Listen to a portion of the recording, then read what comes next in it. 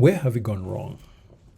Many parents ask themselves that question nearly every day as they fight an exhausting battle against their kids. Some of them worry about the sense of an entitlement, where you hear kids asking, buy me this, give me that, I want this, I need that.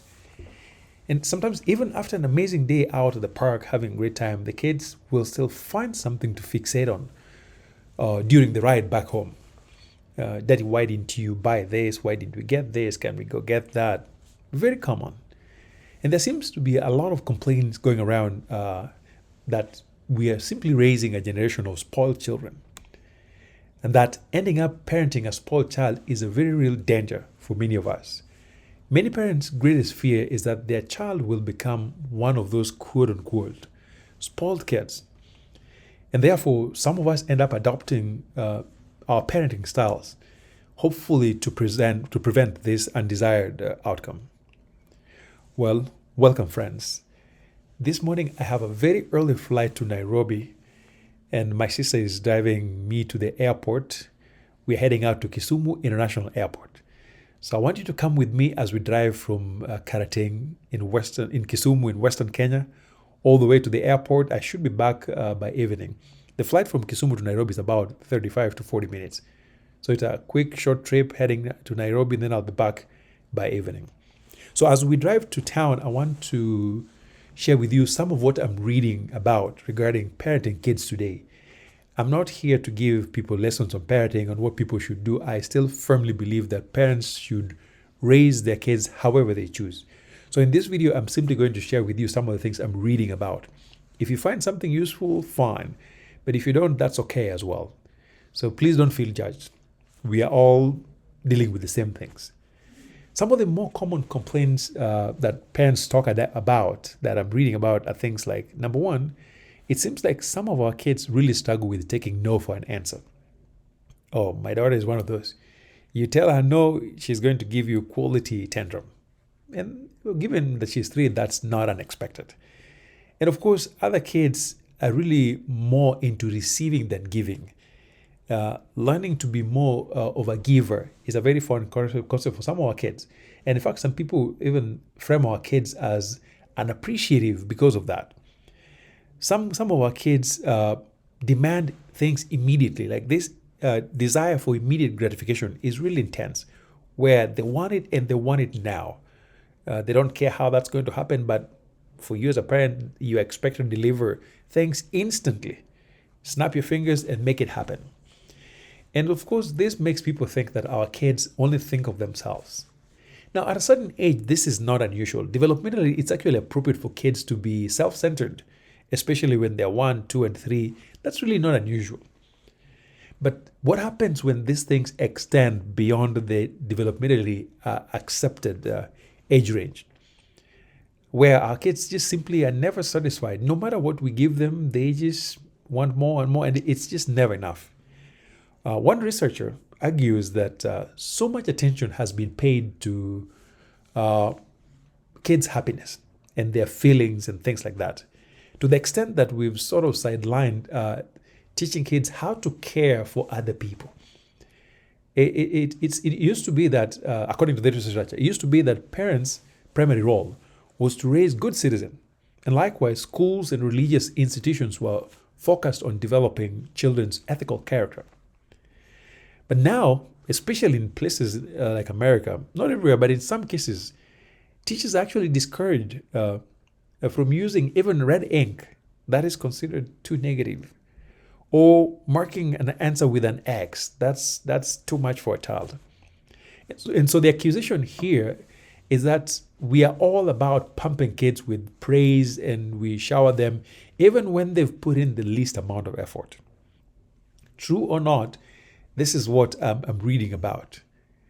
Now, that may seem harmless, but according to a recent study, kids are more likely to show narcissistic traits when their parents shower them with praise all the time.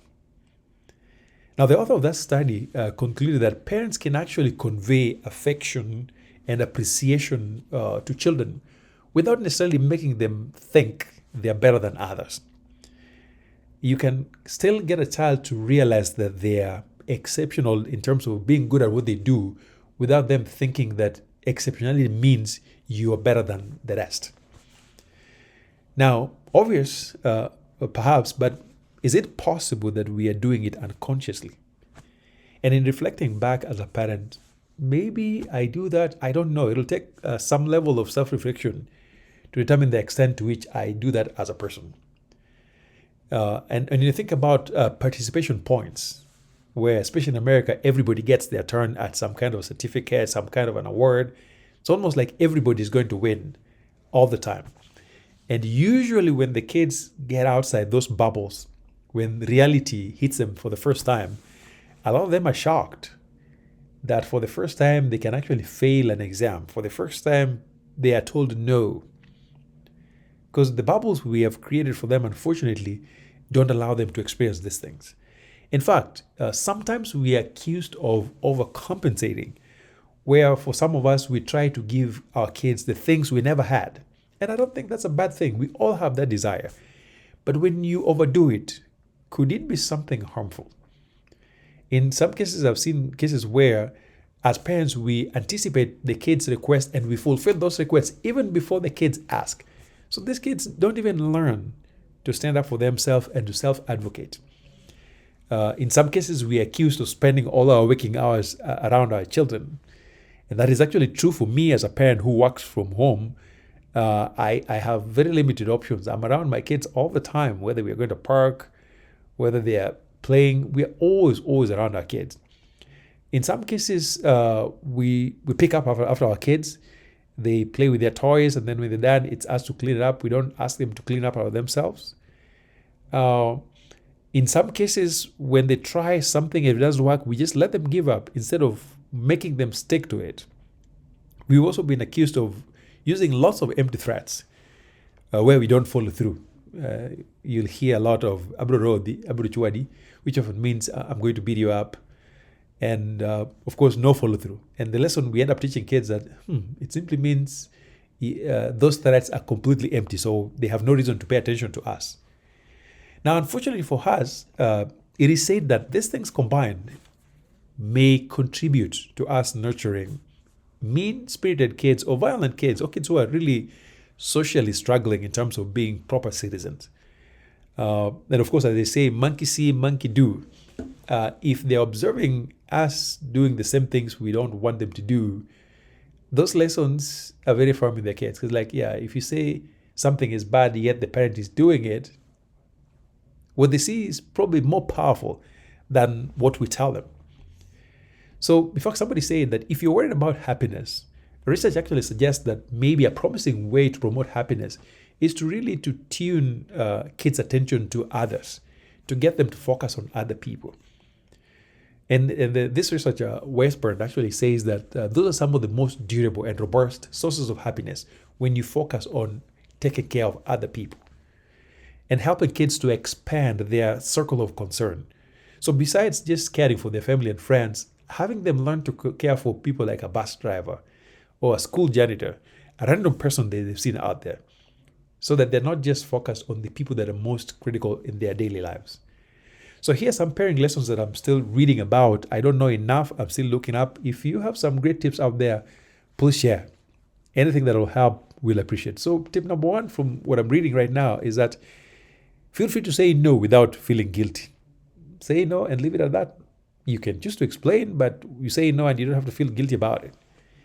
Number two, I'm learning that it's okay to praise just the right things. So this idea of everybody gets a certificate and you're praised for everything else maybe not be helpful. So you do what they call constructive feedback. You say, okay, thank you for doing X, Y, Z. I like that. Only when they've done the right thing. So you're not constantly showering them with praises, even when they put in the minimal effort. I'm also learning that it's also helpful to boost gratitude, where we're teaching kids to learn to be grateful, to be happier in enjoying whatever little they have. And of course, teaching kids to learn how to delay gratification, where we teach them to stretch waiting, so that they learn that if you want something bigger later on, you can pause gratification for now, do the hard work, and wait to enjoy the benefits of the hard work later on. Now, the average kid will really struggle with that. But teaching kids to learn to wait, in fact, some research actually shows that being able to pause, wait, and delay is highly correlated with future academic and financial success. So I don't know how I'm going to do that, but I need to figure out how to teach my kids that. And of course, you're supposed to point out insensitive actions. When the kids are wrong, you point it out. Our parents would never let you get away with stuff. They would absolutely embarrass you in public.